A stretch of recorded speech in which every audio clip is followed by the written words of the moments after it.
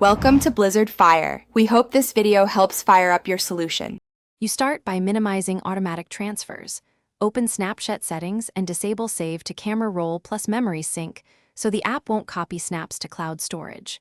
Next, switch airplane mode or toggle off Wi-Fi and mobile data before you take the snap, because once you reconnect, uploads can happen automatically.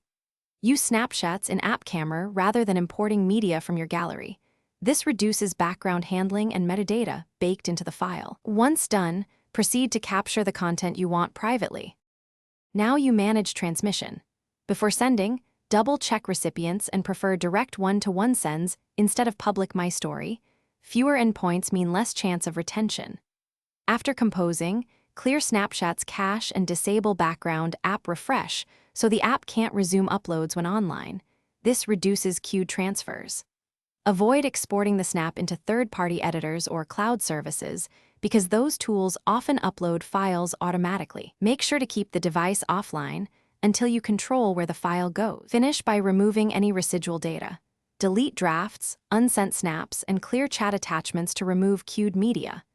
If you unexpectedly see uploads after reconnecting, immediately revoke Snapchat storage and network permissions, sign out, and change your account password to stop further syncs.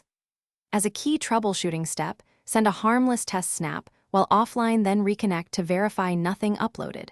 If it did, retrace steps and check for other apps or OS backup settings that might be forcing transfers. Thanks for watching. If you found this helpful, don't forget to like and subscribe.